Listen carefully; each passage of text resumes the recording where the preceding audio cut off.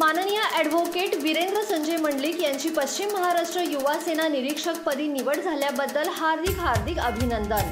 शुभेच्छुक सर्व युवा सेना पदाधिकारी आणि शिवसैनिक कोल्हापूर।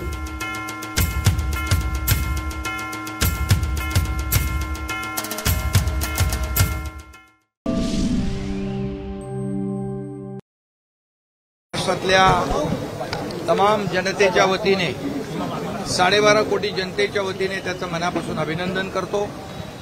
मनापासून खूप खूप शुभेच्छा देतो।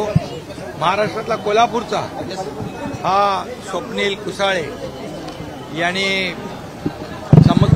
एक चांगली चमक दाखवली आणि चांगली कामगिरी केली, त्याबद्दल मी पुन्हा एकदा मनापासून त्याचं खूप खूप कौतुक करतो, अभिनंदन करतो।